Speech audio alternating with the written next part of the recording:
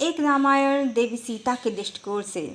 Hello friends, आज मैं आपके लिए एक रामायण देवी सीता के दृष्टिकोण से लेकर आई हूँ। मेरी कहानी इस प्रकार है। राम। राम कितना सुंदर नाम है। कोई देव पुरुष ही लगते हैं।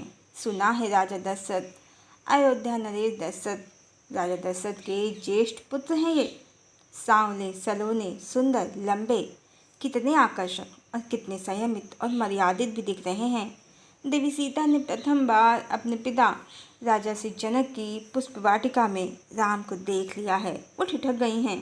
राम ने बरबस ही उनके नेत्रों को स्वयं पर स्थिर कर लिया है। राम हैं ही इतने आकर्षक, किसी का भी चित्त चुरा सकते हैं। तभी देवी सीता की एक सखी ने उन्हें टोक दिया, उनका ध्यान भंग कर दिया और देवी सीता को उनका उद्देश्य याद आ गया। वो तो माता गौरी के दर्शन करने आई थीं। अब उन्होंने माता का रुख करना ही सही समझा और उनका हृदय लालची हो गया। उन्होंने माँ जगदम्बा से, माँ भवानी से राम को वर रूप में मांग लिया। ये तो परम सत्य है कि राम तो पहले से ही उनके हैं, उस लोक से ही उनके हैं।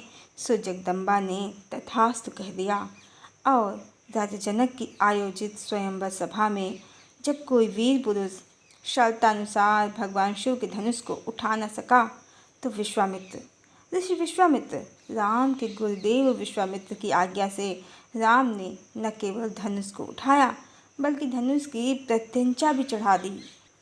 पर ये क्या, राम के पौरुष के आगे धनुष हार गया या फिर धनुष को माँ गौरी की आज्ञा है कि टूटना ही होगा। सीता के राम होने ही चाहिए। धनुष भंग हो सकता है, माँ गौरी का आशीर्वाद नहीं। और धनुष खंडित हो गया और सीता राम की हो गई, या कह सकते हैं कि धर्मानुसार राम सीता के हो गए। दशरथ बारात लेकर आए और विधाता के संयोग और कृपा से उनके चारों पुत्रों का विवाह राम सीता के विवाह मंडप में ही हो गया। सीता राम के साथ सुखपूर्वक अयोध्या में निवास करने लगीं, अपनी प्रिय बहनों के साथ, जो राम के भाइयों लक्ष्मण, शत्रुघ्न और महान तपस्वी भरत से ब्याही थीं। पूरे 12 वर्ष सुखपूर्वक बीत गए और फिर वो समय भी आ गया जब राम और सीता का जीवन कर्तव्य की नई दिशा में मुड़ गया। राजा दशरथ राम को राजा बनाना चाहते थे, पर देवी कैकेयी ने अपने 2 वर मांग लिए, राम को 14 वर्ष का वनवास और भरत को राज सिंहासन। राम, सीता और लक्ष्मण के साथ वनवासी हो गए और दशरथ पुत्र वियोग में स्वर्गवासी हो गए।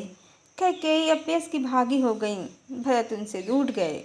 राजपाट तो लिया नहीं, राम के पीछे उन्हें वापस लौटाने दौड़ गए, पर राम नहीं आए। राम रघुवंशी थे। रघुवंश में वचन की मर्यादा प्राणों से ज़्यादा बहुमूल्य थी। भरत उनकी चरण पादुका ले आए और उसे ही राज सिंहासन पर रख दिया और पूरे 14 वर्ष तपस्वी सा जीवन जिया। अब जब वनवास लगभग पूर्ण हो ही गया था, पंचवटी में राम, सीता और लक्ष्मण आनंद से रह रहे थे। राम और लक्ष्मण अपने पौरुष से ऋषियों को राक्षसों से निर्भय कर रहे थे। कहानी ने फिर नई दिशा ले ली और राक्षस राज रावण की बहन सुप्रखा राम पर मोहित हो गई। विवाह का प्रस्ताव रखा राम के समक्ष उसने। राम ने जिसे यह कहकर अस्वीकार कर दिया कि वो एक पत्नीवती हैं। फिर उसने लक्ष्मण से विवाह का प्रस्ताव रखा। जब उन्होंने भी प्रस्ताव अस्वीकार कर दिया तो वह कुपित हो गई और सीता पर झपट पड़ी। लक्ष्मण को क्रोध आ गया, उसको उन्होंने नाक और कान से रहित कर दिया। और अब क्या था, रावण का प्रवेश हो गया सीताराम के जीवन में। सुप्रखा के भड़काने से रावण ने पंचवटी का रुख किया। सीता के रूप पर वो मोहित हो गया। मामा मारीच की सहायता से स्वर्ण हिरण का खेल खेला उसने और षड्यंत्र करके सीता का हरण कर लिया। राम लक्ष्मण के साथ सीता को ढूंढने लगे और जटायु ने रावण की करनी और अपनी दशा जो उसने की थी जटायु की, राम को सब बताया। जटायु ने प्राण त्याग दिए। राम ने जटायु का अंतिम संस्कार किया। राम को हनुमान मिले, सुग्रीव मिले, सुग्रीव के भाई बाली ने सुग्रीव की पत्नी तारा उससे छीन ली थी और राज्य से उसे निष्कासित कर दिया था और वापस लौटने पर मृत्यु की धमकी दी थी, मृत्युदंड की धमकी दी थी। वो ऋष्यमुख पर्वत पर रहते थे, कारण वहाँ बाली नहीं जा सकता था, उसे श्राप था। सुग्रीव ने राम से अपनी व्यथा बताई। राम ने बाली का वध कर दिया। सुग्रीव को सिंहासन भी मिल गया और अपनी प्रिय पत्नी तारा भी मिल गई। और सुग्रीव ने राम को अपनी सेना दे दी रावण से युद्ध के लिए। पर युद्ध रावण से होगा कैसे? रावण तो उस पार बैठा है लंका में, बीच में विशाल समुद्र है। रावण निश्चिंत है, उसे राम से कोई भय नहीं। पर ये रावण की भूल थी, सबसे बड़ी भूल। उसने राम को कमज़ोर समझा।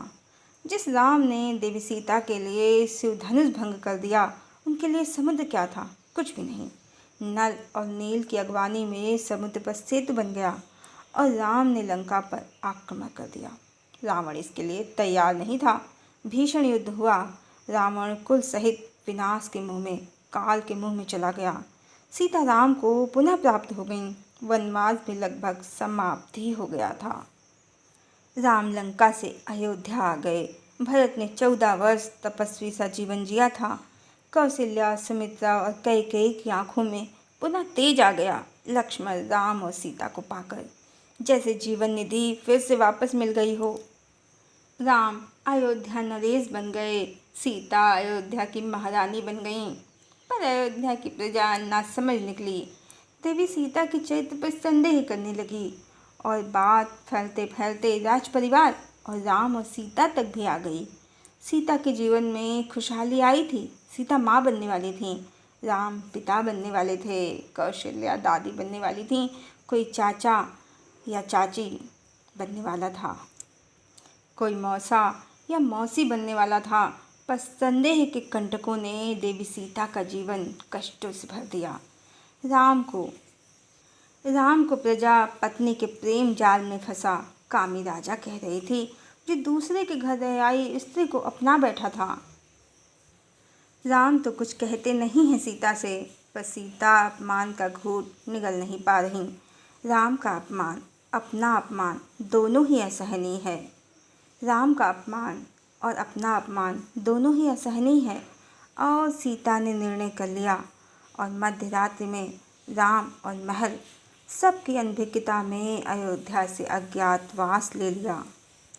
राम को काटो तो खून नहीं, ये कैसा निर्णय था? सीता ने ये क्या कर दिया?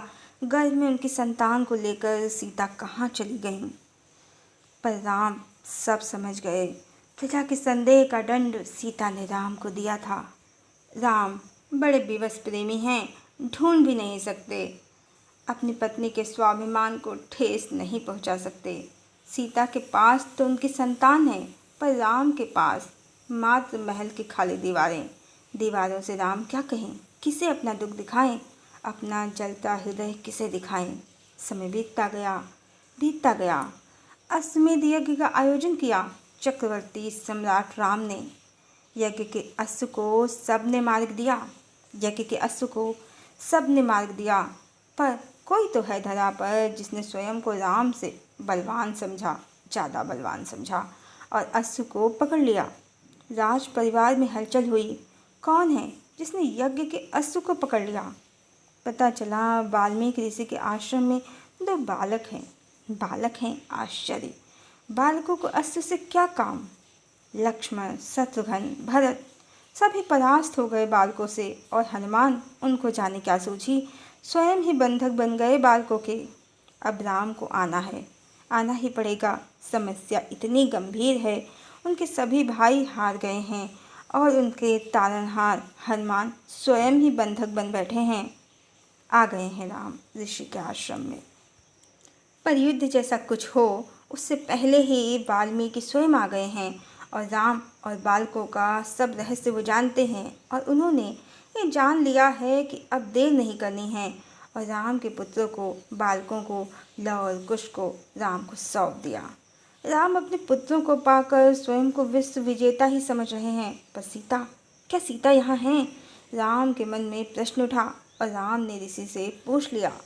उत्तर में ऋषि ने दूसरा प्रश्न पूछ लिया, क्या सीता राम के बिना रह सकती हैं? अब राम की आंखों में हजारों प्रश्न हैं। कंठ से आवाज़ नहीं निकल रही थी, फिर भी बहुत बल लगाकर और रुद्ध कंठ से राम ने पूछा, सीता कहाँ है? ऋषि ने उत्तर दिया, सीता अब इस लोक में नहीं है, उस लोक में है। विरह की अग्नि में सीता ने प्रेम की खूब परीक्षा दी और राम की प्रतिष्ठा के लिए जीवन हार दिया। राम समझ नहीं पा रहे हैं कि राम पुत्रों को पाकर प्रसन्न हों या सीता को खोकर हैरान, निराश और हताश। संतान रूपी संपत्ति तो मिली राम को, पर उस संपत्ति की जननी और रक्षक उनकी सीता उनको नहीं मिली। राम की प्रिया संसार के खेल में खो गईं। चक्रवर्ती सम्राट राजा राम को तो कोई न हरा सका। चक्रवर्ती सम्राट राजा राम को तो कोई न हरा सका, पर प्रेमी और पति राम संसार की भेद बुद्धि से हार गए। हरिओम।